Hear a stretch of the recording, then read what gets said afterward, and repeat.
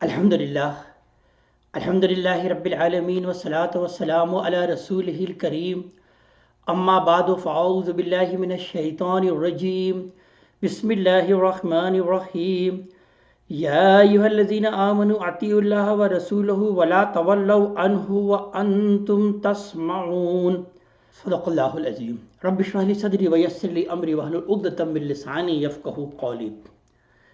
یہ سورہ الانفال کی آیت نمبر 20 ہے، جس سے ہم آج کے مطالعہ قرآن حکیم کی ابتدا کر رہے ہیں۔ سورہ انفال کے بارے میں جیسا کہ یہ عرض کیا جا چکا ہے کہ یہ مدنی صورت ہے اور غزوہ بدر کے فوراً بعد نازل ہوئی، اور اس کی اکثر بیشتر آیات غزوہ بدر پر تبصرے ہی پر مشتمل ہے۔ اس میں اللہ تبارک تعالیٰ نے مسلمانوں کے رویے پر بھی تبصرہ فرمایا ہے، اور اب اگلی آیت میں آیت نمبر 20 سے اللہ تبارک تعالیٰ ان مسلمانوں کے رویے پر تبصرہ فرما رہے ہیں جنہوں نے کچھ کمزوری کا معاملہ کیا اور اس قافلے سے مقابلے کا مشورہ دیا جو کہ شام سے آ رہا تھا، مالوں سے لدا بھندا۔ انہوں نے اس آسانی کے راستے کی طرف جانے کا اندیہ ظاہر کیا۔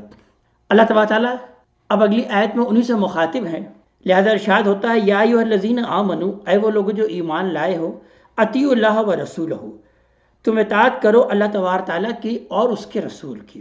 اللہ کی اطاعت اور اس کے رسول کی اطاعت در حقیقت ایک ہی بات ہے۔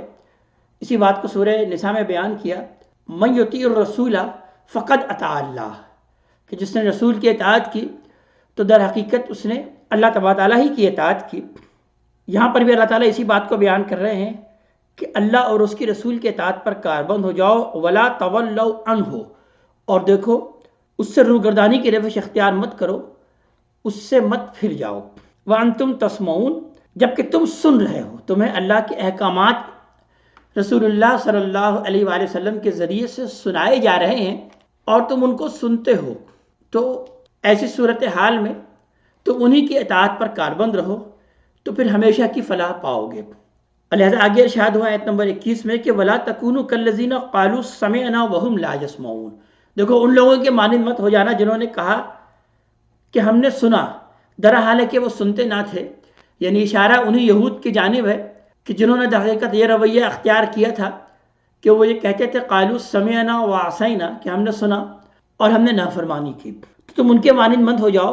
اور لہذا پھر اگلی آیت میں اللہ تعالیٰ نے ان کی مثال یوں بیان کی کہ ان شر الدواب عند اللہ الصم البکم الذین لا یعقلون، کہ بے شک اللہ تعالیٰ کے نزدیک تو بدترین مخلوق، بدترین جانور تو وہ ہیں جو کہ بہرے ہیں، گونگے ہیں اور وہ عقل سے کام نہیں لیتے۔ یعنی اللہ تعالیٰ نے انسانوں کو در حقیقت عقل دی ہے اور اس بات کی دعوت دی ہے کہ اس سے کام لو اور بات کو سمجھو، سمجھنے کی کوشش کرو، لیکن ان کا معاملہ یہ ہے کہ یہ سمجھتے نہیں ہیں اور اندھے بہرے بن کر کسی چیز پر جا پڑتے ہیں۔ اسی کا تذکرہ اللہ تعالیٰ نے پچھلی سورت سورہ اعراف کی آیت نمبر 179 میں کچھ ان الفاظ میں کیا تھا کہ لہم قلوب لا یفقہون بہا، کہ ان کے دل تو ہیں لیکن اس سے وہ غور و فکر کا کام نہیں لیتے۔ وَلَهُمْ آیان لا یبصرون بہا، اور ان کی آنکھیں تو ہیں لیکن اس سے وہ دیکھتے نہیں۔ وَلَهُمْ آذان لا یسمعون بہا، اور ان کے کان تو ہیں لیکن اس سے وہ سنتے نہیں۔ اولئک کالانعام بل ہم اضل، بلکہ وہ چوپائے کے مانند ہے بلکہ اس سے بھی بدتر ہیں۔ یعنی چوپائے کو تو اللہ تعالیٰ نے عقل نہیں دی، لیکن ان انسانوں کو اللہ تعالیٰ نے عقل دی ہے، تو ان کا دیکھنا اور سننا بھی در حقیقت اسی چوپایوں کے مانند ہے بلکہ اس سے بھی بدتر۔ جیسے چوپائے بھی دیکھتے ہیں تو ایسے در حقیقت یہ بھی دیکھتے ہیں۔ تو اللہ تعالیٰ بیان فرما رہے ہیں اولئک کالانعام بل ہم اضل اولئک هم الغافلون، تو یہی وہ لوگ ہیں جو کہ در حقیقت اپنے آپ سے بھی غافل ہیں، اللہ تبارک تعالیٰ سے بھی غافل ہیں۔ تو اللہ تعالیٰ در حقیقت قرآن حکیم میں اس بات کی دعوت دیتے ہیں کہ تم بات کو سنو، غور و فکر کرو اور عقل سے کام لو تو تم حقائق تک بھی پہنچ جاؤ گے اور اللہ تعالیٰ کی معرفت حاصل کر لو گے۔ تو اللہ تعالیٰ کے نزدیک تو سب سے بدترین وہ لوگ وہی ہیں جو کہ در حقیقت سوچتے نہیں، غور و فکر نہیں کرتے، اپنی اس عقل سے کام نہیں لیتے۔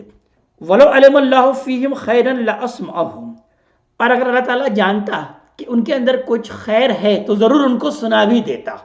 یعنی در حقیقت ان کے اندر کچھ خیر اللہ تعالیٰ نے نہیں پایا، تو لہذا یہ تمہارے لیے بہتر ہی ہوا کہ اللہ تعالیٰ نے ان کو نہیں سنایا۔ وَلَوْ أَسْمَعُهُمْ لَتَوَلَّوْا وَهُمْ مُعْرِضُونَ، اور اگر اللہ انہیں سنا دیتا تو وہ بے رخی کے ساتھ منہ پھیر ہی لیتے ہیں، یعنی وہ تمہارے کسی فائدے کا سبب نہیں بنتے، بلکہ یہ ہے کہ وہ روگردانی کی روش اختیار کرتے۔ یا ایھا الذین آمنوا استجیبوا للہ وللرسول، اے وہ لوگ جو ایمان لائے ہو، قبول کرو اللہ اور اس کے رسول کی بات کو، اذا دعاکم، جب وہ تمہیں بلائیں، یعنی جب اللہ اور رسول تم کو بلاتے ہیں تو ان کی پکار پر لبیک کہو، لما یحییکم، اس چیز کے لیے جو کہ تمہیں زندگی بخشے، جو تمہیں حیات جاودہ بخشے۔ اللہ تبارک تعالیٰ اصل میں تمہیں اس حیات جاودہ کی طرف بلا رہے ہیں جو کہ تم کو ہمیشہ ہمیشہ کی کامیابی عطا کرے گا۔ اس کا تذکرہ سورہ نحل کی آیت نمبر 97 میں آتا ہے کہ من عمل صالحا من ذکر او انثی وہو مؤمن، جو بھی عمل کرتا ہے اچھا نیک صالح، خواہ وہ مرد ہو یا عورت، اور وہ ہو مومن، فَلَنُحْيِيَنَّهُ حَيَاةً طَيِّبَةً، تو ہم اسے زندگی دیں گے، ایک اچھی زندگی، پاکیزہ زندگی ہم انہیں عطا کریں گے۔ تو یہ رسول تم کو اس ہمیشہ ہمیش کی ابدی پاکیزہ زندگی کی طرف تمہیں بلا رہے ہیں، اس ابدی کامیابی کی طرف بلا رہے ہیں، تو لہٰذا رسول کی پکار پر لبیک کہو، اور وَاعْلَمُوا أَنَّ اللَّهَ يَحُولُ بَيْنَ الْمَرْءِ وَقَلْبِهِ، بے شک اللہ تبارک تعالیٰ تو حائل ہو جاتا ہے انسان کے اور اس کے دل کے درمیان، انسان اور اس کے دل کے درمیان اللہ تبارک تعالیٰ کا قانون لاگو ہو جاتا ہے اگر انسان اللہ تبارک تعالیٰ کی دعوت پر لبیک نہ کہے، کان نہ دھرے۔ یعنی ہدایت کی بات اگر اس کے کان میں آئی اور اس نے سنی انسنی کر دی، اس کو وہ ڈیو رسپیکٹ نہیں دیا، تو در حقیقت پھر اللہ تعالیٰ کا قانون لاگو ہو جاتا ہے اور پھر اس کو ہدایت سے محروم کر دیا جاتا ہے۔ وَاتَّقُوا فِتْنَةً لَا تُصِيبَنَّ الَّذِينَ ظَلَمُوا مِنْكُمْ خَاصَّةً، اور ڈرو اس فتنے سے جو کہ نہیں پڑے گا تم میں سے خاص طور پر صرف ان لوگوں کو جنہوں نے ظلم کی روش اختیار کیا۔ یعنی جب اللہ تعالیٰ کا عذاب آئے گا، تباہی آئے گی، تو اس سے تم سب کے سب دوچار ہوگے، تو لہٰذا امر بالمعروف اور نہی عن المنکر کرتے رہو، لوگوں کو اچھائی کی تلقین کرتے رہو اور برائی سے روکتے رہو۔ ان برائی کے بسبب اگر کوئی عذاب آئے گا، کوئی مصیبت تم پر آ پڑے، کوئی فتنہ تم پر آ پڑے، تو تم سب کے سب اس کی لپیٹ میں آؤ گے۔ صرف وہی لوگ لپیٹ میں نہیں آئیں گے جنہوں نے ظلم کی روش اختیار کیا۔ تو لہٰذا ظالموں کا ہاتھ پکڑو، اس کو ظلم کرنے سے روکو۔ وَاعْلَمُوا أَنَّ اللَّهَ شَدِيدُ الْعِقَابِ، تو جان لو کہ بے شک اللہ تبارک تعالیٰ تو عذاب دینے میں بھی بہت شدید ہے۔ وَاذْكُرُوا إِذْ أَنْتُمْ قَلِيلٌ مُسْتَضْعَفُونَ فِي الْأَرْضِ، اب غزوہ بدر سے پہلے کے حالات کی طرف اللہ تبارک تعالیٰ اشارہ فرما رہے ہیں کہ یاد کرو اس وقت کو کہ جب کہ تم مکے میں تھے، تو اس وقت کیا معاملہ تھا کہ جب کہ تم قلیل تھے، بہت کم تھے، مستضعفون فی الارض، زمین میں بہت کمزور سمجھے جاتے تھے، دبے ہوئے تھے زمین میں، یعنی مکے میں جو تمہاری حالت تھی۔ تخافون ان یتخطفکم الناس، تم ڈرتے تھے، تمہیں اندیشہ تھا کہ لوگ تمہیں اچک لے جائیں گے، یعنی تمہیں انسانوں سے بھی اندیشہ تھا کہ وہ تمہیں کہیں کا نہیں چھوڑیں گے۔ فآواکم، تو پھر اللہ تعالیٰ نے تمہیں ٹھکانہ دیا۔ وأیدکم بنصرہ، اور اس نے اپنی تائید سے، اپنی مدد سے، اپنی قوت سے تمہاری مدد کی۔ ورزقکم من الطیبات لعلکم تشکرون، اور اس نے تم کو پاکیزہ رزق عطا کیا تاکہ تم شکر بجا لاؤ، تاکہ تم اللہ تعالیٰ کا اب شکر بجا لاؤ۔ یعنی اس وقت کو یاد کرو جب کہ تم مکے میں کمزور تھے، دبا لیے گئے تھے، تمہارے لیے کوئی پناہ گاہ نہیں تھی، لوگ تمہیں ستا رہے تھے، اللہ تبارک تعالیٰ نے تم کو مدینہ کے سرزمین میں سربلندی عطا کی، ایک حکومت عطا کی، ایک اقتدار عطا کیا، تمہیں پاکیزہ رزق عطا کیا، لہذا تم اللہ تبارک تعالیٰ کا شکر بجا لاؤ، اللہ تعالیٰ کا شکر ادا کرو۔ یا ایھا الذین آمنوا لا تخونوا اللہ والرسول، اے ایمان والو اللہ اور اس کے رسول کے ساتھ ہرگز خیانت مت کرو۔ وتخونوا اماناتکم، اور خیانت مت کرو اپنی امانتوں میں، یعنی اللہ اور اس کے رسول کے اطاعت کا جو عہد تم باندھ چکے ہو، وہ تمہارے لیے ایک امانت ہے یہ عہد، تو لہٰذا اس عہد کو ضرور پورا کرو اور اس امانت میں تم ہرگز خیانت مت کرو۔ وَأَنْتُمْ تَعْلَمُونَ، جب کہ تم جانتے ہو، تم جان رہے ہو کہ یہ اللہ تعالیٰ اور اس کے رسول کے احکامات ہیں، ان سے اطاعت کا تم نے عہد باندھ لیا ہے، لہذا اللہ اور اس کے رسول کے اطاعت سے ہرگز روگردانی کی روش مت اختیار کرو۔ وَاعْلَمُوا انما اموالکم و اولادکم فتنہ، اور جان لو بے شک تمہارے مال اور تمہاری اولاد تو تمہارے لیے آزمائش ہیں، یعنی اطاعت میں جو چیز رکاوٹ پیدا کر رہی ہے وہ یہی در حقیقت تمہارے مال اور تمہاری اولاد ہیں. تم اسی زندگی میں سب کچھ کر لینا چاہتے ہو اور تم اسی دنیا کی زندگی کو سب کچھ سمجھ رہے ہو، تو در حقیقت تم نے مال اور اولاد کو سب کچھ سمجھ رکھا ہے. تو تمہاری مال اور اولاد کے بارے میں جان لو کہ یہ ہم نے تم کو محض امتحان کے لیے دیا ہے، یہ تمہارے لیے آزمائش کا سبب ہے. وَأَنَّ اللَّهَ عِندَهُ أَجْرٌ عَظِيمٌ، اور بے شک اللہ تعالیٰ کے پاس ہے بہترین اجر، عظیم اجر. یعنی تمہارا توکل اور بھروسہ اپنے مال پر اور اولاد پر نہیں ہونا چاہیے، بلکہ تمہیں اصل توکل اور بھروسہ اللہ تعالیٰ ہی پر کرنا چاہیے. بہترین اجر تو در حقیقت اللہ تعالیٰ ہی کے پاس ہے. اسی بات کو سورہ تغابن میں بھی بیان کیا ہے، اس کی آیت نمبر 15 میں کہ انما اموالکم و اولادکم فتنہ، بے شک تمہاری مال اور تمہاری اولاد تمہارے لیے آزمائش ہے. لہذا اگلی آیت میں ارشاد ہوا کہ یا ایھا الذین آمنوا ان تتقوا اللہ یجعل لکم فرقانا، اے وہ لوگ جو ایمان لائے ہو، اگر تم اللہ تعالیٰ ہی کی فرما برداری کی روش اختیار کرو گے، اللہ تعالیٰ ہی سے ڈرتے رہو گے، اس کی نافرمانی سے بچو گے، تو یجعل لکم فرقانا، وہ تمہارے لیے فرقان کو نمایاں کر دے گا، یعنی حق اور باطل کو نمایاں کر دے گا. اور اس غزوہ بدر کو اللہ تعالیٰ نے در حقیقت فرقان سے تعبیر کیا کہ اس کے ذریعے سے در حقیقت حق اور باطل نمایاں ہو چکا ہے. جان چکے ہیں اب پوری دنیا، جہاں تک یہ بات پہنچ چکی ہے کہ در حقیقت حق تمہارے ساتھ ہی ہے، اللہ تعالیٰ کی مدد تمہارے ساتھ ہے، اور یہ باطل یہ اصل میں نیست و نابود ہو جانے والا ہے. اگرچہ وہ قوت میں کتنا ہی زیادہ تھا، 1000 کا لشکر وہ لے کر آئے تھے اور تم 313 تھے. ان کا ایک دبدبہ تھا، ان کی ایک حیثیت تھی، وہ ایک جنگجو قوم بھی تھے، کبھی کسی مقابلے میں وہ شکست نہیں کھاتے تھے. لیکن یہاں اللہ تعالیٰ نے اس جنگ کو، غزوہ بدر کو فرقان بنا دیا تمہارے لیے، حق اور باطل کا ایک پیمانہ بنا دیا. لوگوں کے سامنے واضح ہو گیا کہ تمہارے ساتھ حق ہے. تو لہذا اللہ کا تقوی اختیار کرو تو وہ تمہارے لیے اس فرقان کو نمایاں کرے گا. وَيُكَفِّرْ عَنْكُمْ سَيِّئَاتِكُمْ وَيَغْفِرْ لَكُمْ، اور مزید برآں یہ کہ تم سے تمہاری تمام برائیوں کو دور کر دے گا اور تمہارے تمام گناہوں کو بخش دے گا. وَاللَّهُ ذُو الْفَضْلِ الْعَظِيمِ، اور بے شک اللہ تعالیٰ تو بہت فضل والا ہے. وَإِذْ يَمْكُرُ بِكَ الَّذِينَ كَفَرُوا، اور اس وقت کو یاد کرو جبکہ یہ کافر آپ کے بارے میں خفیہ تدبیر کر رہے تھے. یعنی مکے کے لوگوں کی طرف اشارہ ہے کہ انہوں نے کفر کے روش اختیار کی، آپ کا جان بوجھ کر انکار کر دیا، لہٰذا وہ کافر ہو گئے.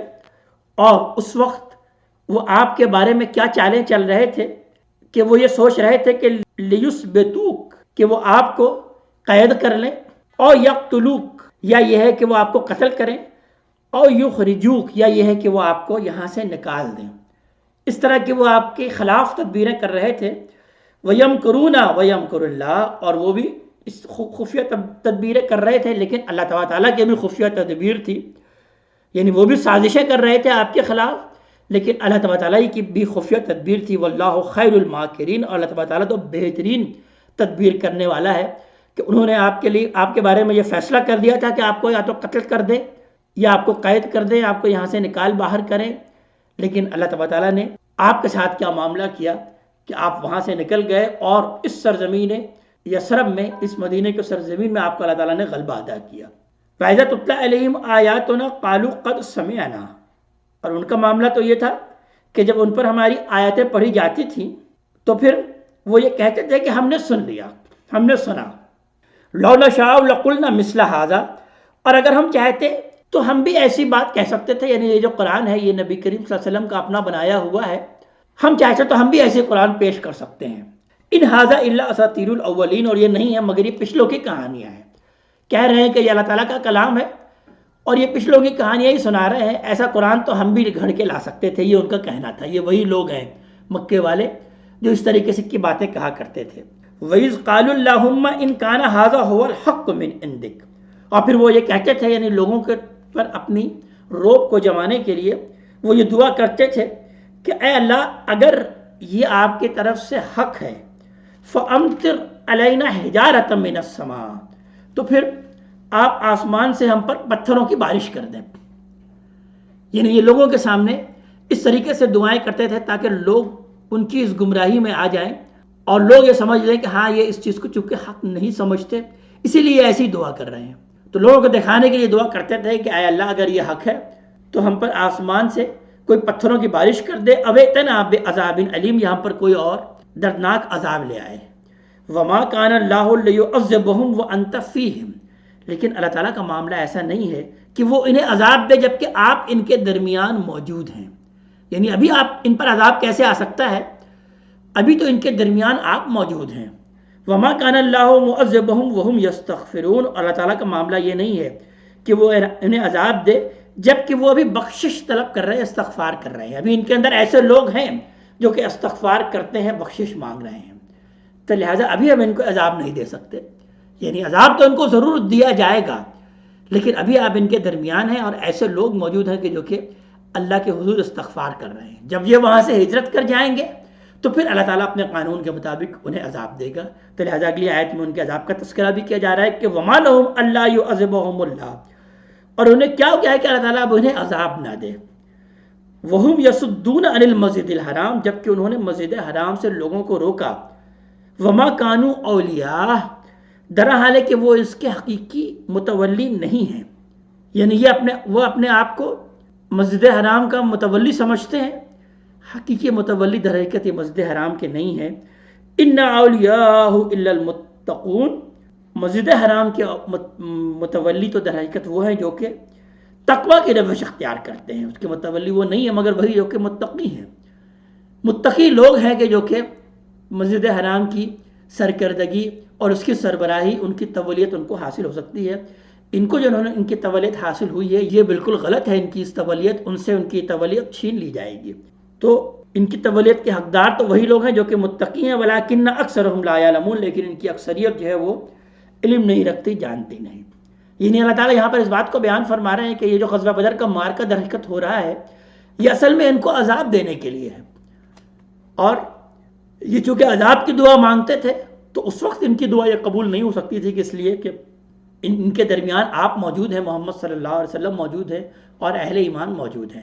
اب آپ ان کے درمیان نہیں ہیں، اب آپ آ چکے ہیں، تو اب ان پر عذاب کا کوڑا برسے گا.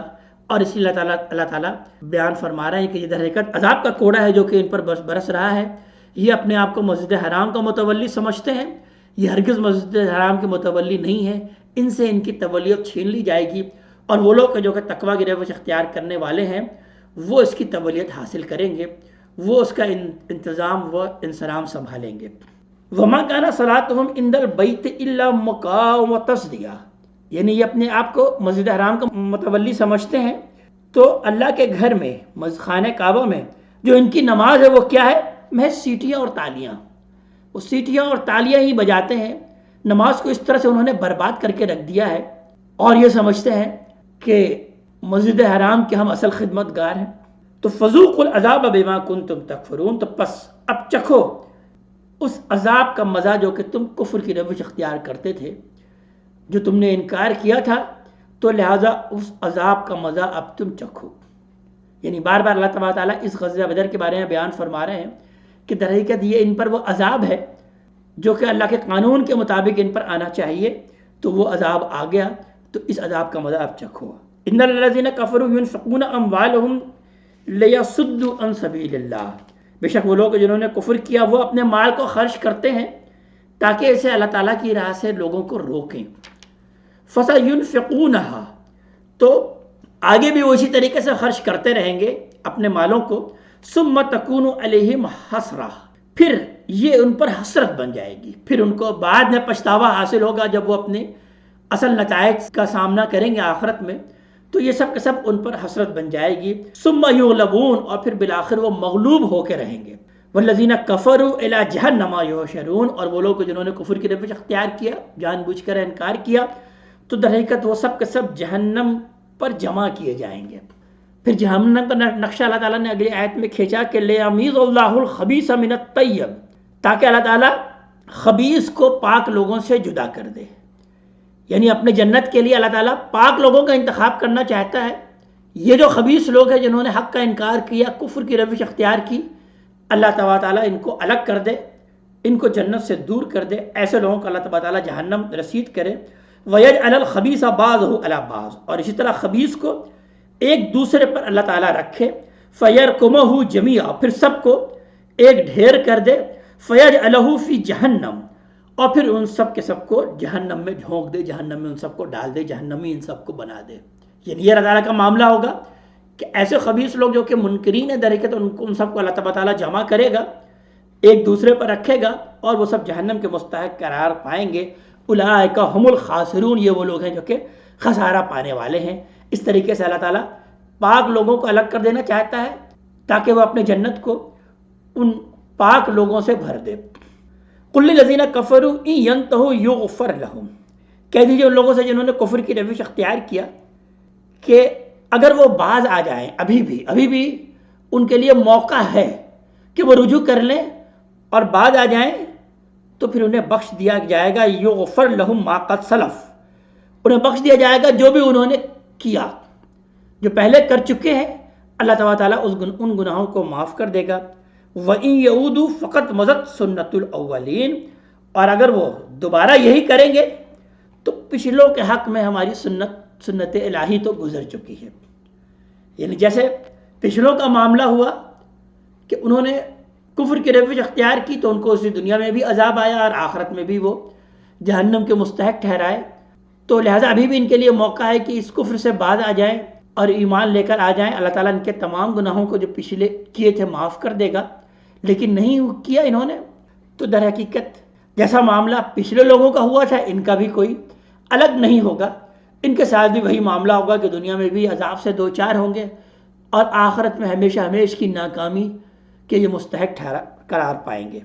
لہذا مسلمانوں کو پھر اب حکم دیا جا رہا ہے کہ وَقَاتِلُوهُمْ حَتَّى لَا تَكُونَ فِتْنَةٌ، لہذا تم اب ان سے قتال کرو، جنگ کرتے رہو یہاں تک کہ فتنہ فروغ ہو جائے۔ انہوں نے جو فتنہ برپا کر رکھا ہے، یعنی جو پرسیکیوشن کر رکھا ہے، یہاں پر یہ فتنہ پرسیکیوشن کے معنوں میں ہے کہ جو انہوں نے ظلم برپا کر رکھا ہے کہ لوگوں کو آزاد مرضی سے ان کے دین کو اختیار کرنے نہیں دیتے۔ ہر انسان کو اللہ تعالیٰ نے آزاد پیدا کیا اور دنیا میں یہی امتحان ہے کہ وہ اپنی آزاد مرضی سے چاہے تو کفر کی روش اختیار کر لے، چاہے تو وہ ایمان لے کر آ جائے۔ اور ان کا معاملہ یہ ہے کہ انہوں نے تشدد کی روش اختیار کی ہوئی ہے۔ جو لوگ بھی ایمان لے کر آتے ہیں اپنے آزاد مرضی سے جس دین کو چاہیں اختیار کرنا چاہتے ہیں، ان کو یہ اختیار کرنے نہیں دیتے، بلکہ ان پر پرسیکیوشن کرتے ہیں، تشدد کرتے ہیں۔ تو مسلمانوں کو حکم دیا جا رہا ہے ایسے لوگوں کے خلاف تم قتال کرتے رہو، جنگ کرتے رہو۔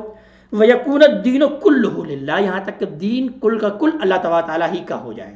یعنی ایسے لوگوں کا پھر اب خاتمہ ہو جانا ہے، اور اس جزیرہ نماء عرب میں اب کوئی دو دین نہیں رہ سکتا، لہذا یہاں پر صرف اور صرف آپ ہی کا دین اسلامی کا غلبہ ہو جائے، اور صرف دین اسلامی ہو، باقی تمام کے تمام ادیان جو کہ باطل ادیان ہیں، جن کا باطل ہونا نبی کریم صلی اللہ علیہ وسلم نے، اللہ تعالیٰ نے اپنے رسول کے ذریعے سے ثابت کر دیا ہے، تو لہذا اس وقت تک آپ ان سے جنگ جاری رکھیں جب تک کہ ان کا خاتمہ ہو جائے، یہ پرسیکیوشن کو ختم کر دیں اور دین اللہ تعالیٰ ہی کا ہو جائے۔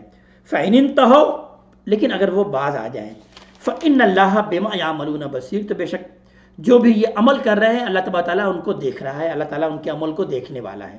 وَإِن تَوَلَّوْا فَاعْلَمُوا أَنَّ اللَّهَ مَوْلَاكُمْ، اور پھر اگر وہ منہ موڑ لیں، روگردانی کی روش اختیار کر لیں، تو بے شک جان لو کہ اللہ تعالیٰ تو پھر تمہارا مولا ہے، پھر اللہ تعالیٰ تو اہل ایمان کا ہی مولا ہے، انہی کا ساتھی ہے، تو تمہارا پشت پناہ در حقیقت اللہ تعالیٰ ہی ہے۔ نعم المولا و نعم النصیر، اور کیا ہی خوب ہے وہ مولا، کیا ہی خوب ہے وہ پشت پناہ، کیا ہی خوب ہے وہ ساتھی، اور کیا ہی بہتر ہے وہ مددگار۔ وَاعْلَمُوا أَنَّمَا غَنِمْتُم مِّن شَيْءٍ فَإِنَّ لِلَّهِ خُمُسَهُ، اب یہاں پر وہ مال غنیمت کی تقسیم کا مسئلہ اللہ تعالیٰ نے بیان کر دیا، جو یہ سورت کے شروع میں جس کا کہ آغاز ہوا تھا کہ یسألونک عن الانفال قل الانفال للہ والرسول، کہ یہ آپ سے مال غنیمت کے بارے میں کہتے ہیں، مال غنیمت کے بارے میں سوال کر رہے ہیں، پوچھ رہے ہیں، تو کہہ دیجئے کہ یہ جو مال غنیمت ہے وہ تو اللہ کا ہے اور اس کے رسول کا ہے۔ یہ جنگ اصل میں در حقیقت اللہ تعالیٰ ہی کی ہے، تو لہٰذا اس کے اصل حقدار اللہ اور اس کے رسول ہی ہیں۔ لیکن اب اللہ تعالیٰ نے یہاں پر یہ قانون بھی بیان کر دیا کہ دیکھو جو مال غنیمت ہے تو اس میں اللہ اور اس کے رسول کا 5واں حصہ ہے، یعنی اس کا 5واں حصہ 20% وہ اللہ اور اس کے رسول کے لیے ہوگا۔ اس کی تفصیل پھر آ گئی کہ وَلِذِي الْقُرْبَى، یعنی جو اللہ کے لیے ہے تو وہ تو اللہ کے دین کے لیے ہے، ظاہر سی بات ہے اللہ تعالیٰ تو کو مال کی ضرورت نہیں، لیکن اللہ تعالیٰ کی دین کی نشر و اشاعت کے لیے اللہ تعالیٰ کے دین کے کاموں میں اس کا استعمال ہوگا وہ اللہ کے لیے ہے، اور پھر جو رسول کے لیے ہے اللہ تعالیٰ نے پھر اس کی تفصیل بیان کر دی کہ وہ رسول کے لیے ہے اور پھر ان کے قرابت داروں کے لیے ہے، والیتامہ اور یتیموں کے لیے ہے، والمساکین اور مسکینوں کے لیے ہے، وابن السبیل اور مسافروں کے لیے، یعنی ضرورت مندوں کے لیے۔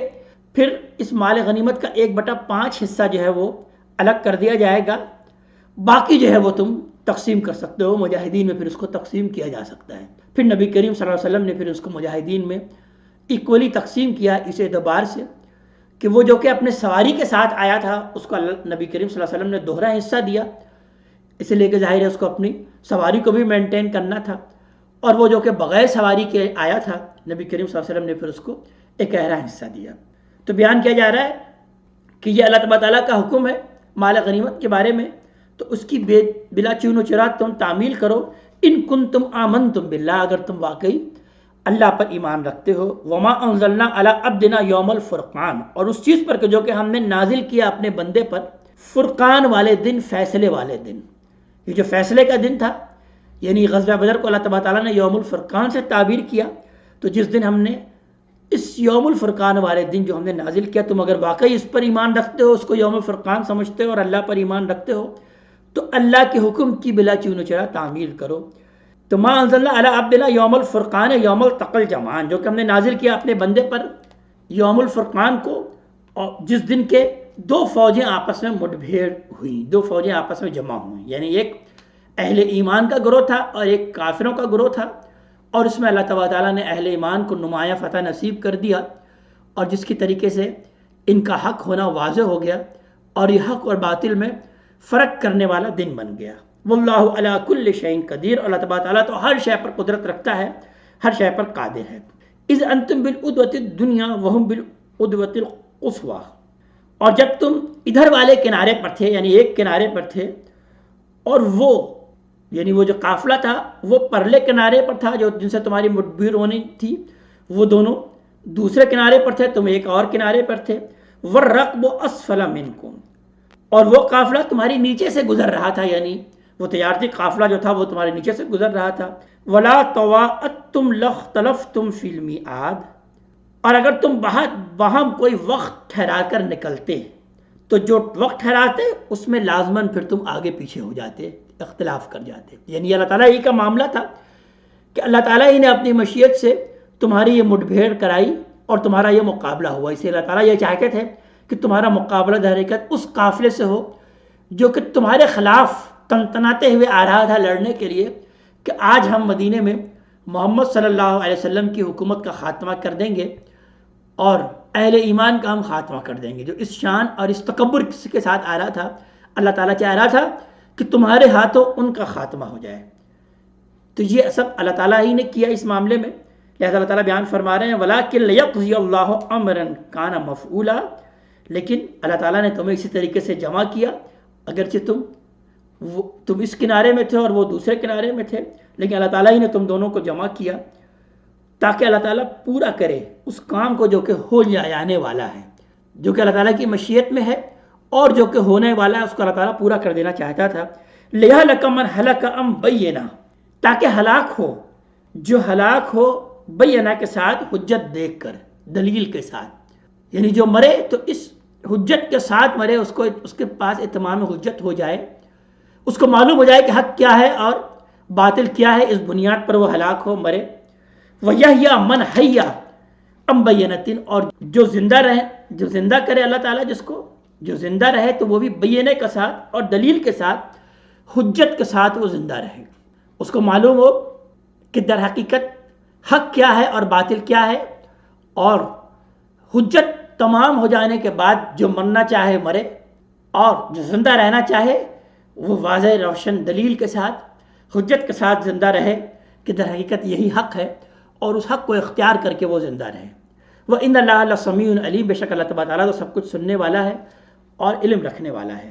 اِذْ يُرِيكُمُ اللَّهُ فِي مَنَامِكَ قَلِيلًا، اور جب اللہ نے آپ کو خواب میں دکھایا ان کو تھوڑا، یعنی اللہ تعالیٰ نے نبی کریم صلی اللہ علیہ وسلم کو کفار کو خواب میں اس طرح سے دکھایا کہ وہ تعداد میں بہت تھوڑے ہیں، اگرچہ وہ تعداد میں 1000 کے لگ بھگ تھے، یعنی ان سے 3 گنا زیادہ تھے، لیکن اللہ تعالیٰ نے بیان فرما رہے ہیں کہ ان کو آپ کے خواب میں اللہ تعالیٰ نے بہت تھوڑا دکھایا، یعنی اپنی معنویت کے اعتبار سے در حقیقت وہ تھوڑا تھے، تعداد کے اعتبار سے تو ٹھیک ہے زیادہ تھے، کوانٹیٹیو تو ان کی جو ہے وہ تعداد اس اعتبار سے زیادہ تھی، لیکن کوالٹیٹیو اعتبار سے اللہ تعالیٰ بیان فرما رہے ہیں کہ وہ بڑے تھوڑے تھے، اپنی حقیقت کے اعتبار سے بڑے تھوڑے تھے۔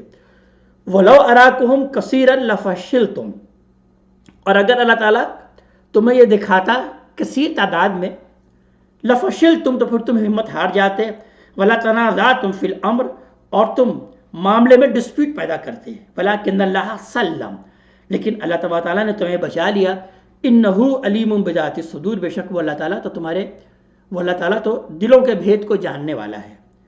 وَإِذْ يُرِيكُمُوهُمْ إِذَا الْتَقَيْتُمْ فِي أَعْيُنِكُمْ قَلِيلًا، اور جب تم آمنے سامنے ہوئے تو وہ تمہیں دکھلا رہا تھا تمہاری آنکھوں کے سامنے کم کر کے، اللہ تعالیٰ نے اس وقت تمہیں ان کو کم کر کے دکھایا۔ وَيُقَلِّلُكُمْ فِي أَعْيُنِهِمْ، اور تمہیں ان کی آنکھوں میں بڑا کم دکھایا، یعنی ان کی آنکھوں میں بھی تمہاری تعداد بہت کم تھی، جس سے وہ بڑے بے پرواہ ہو گئے کہ یہ تو بہت چھوٹی سی تعداد ہے، ہم آرام سے ان پر فتح حاصل کر لیں گے، اور تم کو بھی انہیں بڑا کم دکھایا تاکہ تمہاری ہمت تمہاری بڑی رہے اور تم ان پر حملہ آور ہو سکو، تاکہ تم پسپائی کی روش اختیار نہ کرو۔ تو اللہ تعالیٰ بیان فرما رہے ہیں یہ سب ہماری حکمت تھی جس کی بنیاد پر ہم نے تمہیں اس جنگ میں فتح نصیب کی، یہ ہمارے وہ معاملات تھے۔ لِيَقْضِيَ اللَّهُ أَمْرًا كَانَ مَفْعُولًا، اور تاکہ اللہ تعالیٰ پورا کر دے وہ کام جو کر ہو کے رہنے والا ہے۔ وَإِلَى اللَّهِ تُرْجَعُ الْأُمُورُ، اور تمام کے تمام معاملات کی باز گشت ہو اسی کی طرف ہونے والی ہے، تمام کے تمام معاملات اسی کی طرف لوٹیں گے۔ یا ایھا الذین آمنوا اذا لقیتم فئۃ فاثبتوا، اے وہ لوگوں جو ایمان لائے ہو، آئندہ بھی جب تمہارا آمنا سامنا ہو کسی جماعت سے مٹ بھیڑ ہو تو تم ثابت قدم رہو۔ واذکروا اللہ کثیرا لعلکم تفلحون، اور اللہ تعالیٰ کو کثرت سے یاد کرو تاکہ تم ہی فلاح پاؤ۔ واطیعوا اللہ ورسولہ، اور اطاعت کرو اللہ کی اور اس کے رسول کی۔ ولا تنازعوا فتفشلوا، اور دیکھو آپس میں جھگڑا مت کرو، اس کے نتیجے میں تم ہار جاؤ گے، ورنہ تم ہمت ہار جاؤ گے۔ وَتَذْهَبَ رِيحُكُمْ، اور تمہاری ہوا اکھڑ جائے گی۔ وَاصْبِرُوا، تو لہٰذا پس صبر کی روش اختیار کرو۔ إِنَّ اللَّهَ مَعَ الصَّابِرِينَ، بے شک اللہ تعالیٰ تو صبر کرنے والوں کے ساتھ ہے۔ وَلَا تَكُونُوا كَالَّذِينَ خَرَجُوا مِن دِيَارِهِمْ بَطَرًا وَرِئَاءَ النَّاسِ، اور دیکھو لوگوں کے مانند مت ہو جانا جو کہ اپنے گھروں سے نکلے بڑے اتراتے ہوئے اور لوگوں کو دکھاتے ہوئے، یعنی قریش کا تذکرہ کیا جا رہا ہے کہ بڑے اتراتے ہوئے اور لوگوں کو دکھاتے ہوئے وہ نکلے۔ وَيَصُدُّونَ عَن سَبِيلِ اللَّهِ، اور وہ روک رہے تھے اللہ تعالیٰ کے راستے سے لوگوں کو۔ وَاللَّهُ بِمَا يَعْمَلُونَ مُحِيطٌ، اور بے شک اللہ تعالیٰ نے تو احاطہ کیا ہوا تھا جو بھی وہ عمل کرتے تھے۔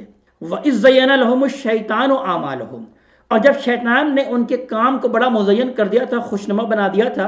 وَقَالَ لَا غَالِبَ لَكُمُ الْيَوْمَ مِنَ النَّاسِ، اور شیطان نے یہ کہا تھا کہ آج کے دن تم پر کوئی غالب نہیں آئے گا، آج تو تم ہی غلبہ پاؤ گے۔ شیطان نے یہ ان کو دھوکہ دیا۔ وَإِنِّي جَارٌ لَكُمْ، اور میں ہوں تمہارا حمایتی۔ فَلَمَّا تَرَأَتِ الْفِئَتَانِ، اور پھر جب دونوں لشکر آمنے سامنے ہوئے، نَكَصَ عَلَىٰ عَقِبَيْهِ، تو پھر وہ اپنے ایڑیوں کے بل پیچھے چلا گیا، ایڑیوں کے بل وہ لوٹ گیا شیطان۔ وَقَالَ إِنِّي بَرِيءٌ مِّنكُمْ، اور اس نے کہا میں تو بھائی تم سے بری ہوں، بالکل لا تعلق ہوں۔ إِنِّي أَرَىٰ مَا لَا تَرَوْنَ، اور میں تو وہ دیکھتا ہوں جو کہ تم نہیں دیکھتے۔ إِنِّي أَخَافُ اللَّهَ، اور میں تو اللہ تعالیٰ سے ڈرتا ہوں، مجھے تو اللہ تعالیٰ سے کا خوف آ گیا۔ یعنی جب اس نے فرشتوں کی کمک دیکھ لی اتنی بڑی، تو پھر اس نے اعلان برات کر دیا اور اس نے کہا کہ مجھے تو اب اس فرشتوں سے ڈر لگ رہا ہے۔ واللہ شدید العقاب، بے شک اللہ تعالیٰ تو عذاب کے معاملے میں بھی بہت شدید ہے۔ اللہ تعالیٰ تو عذاب بھی جو ہے وہ بہت سخت دینے والا ہے۔ یعنی در حقیقت شیطان تو ظاہر ہے کہ خود آ کے اس نے یہ باتیں نہیں کی، بلکہ جو مدینے کے یہودی تھے ان کے ذریعے سے یہ خدمات حاصل کی۔ یعنی مدینے کے جو یہودی تھے انہوں نے ان کو بیک اپ کیا اور ان کو کہا کہ بس تم آ جاؤ، جنگ کرو، ان کی حوصلہ افزائی کی، ہم تمہارے ساتھ ہیں۔ در حقیقت انہوں نے مدد کا ان سے وعدہ کیا کہ ہم تمہارے ساتھ ہیں، کوئی مسئلہ نہیں ہے، آ جاؤ، آج ان کا خاتمہ کر ہی ڈالو۔ لیکن یہ ہے کہ یہودیوں نے جس طرح سے معاملہ کیا کہ پھر ان سے انہوں نے اعلان برات کیا کہ میرا ان سے کوئی تعلق نہیں۔ تو در حقیقت اللہ تعالیٰ ان باتوں کو یہاں پر شیطان سے تشبیہ دے رہے ہیں کہ شیطان کا معاملہ یہی ہے کہ پہلے وہ لوگوں کو ورغلاتا ہے اور لوگوں کو بہکاتا ہے اور کہتا ہے میں تمہارے ساتھ ہوں، لیکن یہ ہے کہ جب معاملہ عین میدان جنگ کا ہو جاتا ہے تو اس وقت پھر وہ ان سے اعلان برات کر لیتا ہے۔ تو یہاں پر حقیقت اس کا تذکرہ کیا گیا۔ اللہ تبارک تعالیٰ ہمیں اپنے کلام کا فہم عطا فرمائے اور عمل کی توفیق عطا فرمائے۔ اقول قولی ھذا واستغفر اللہ لی ولکم ولسائر المسلمین والمسلمات۔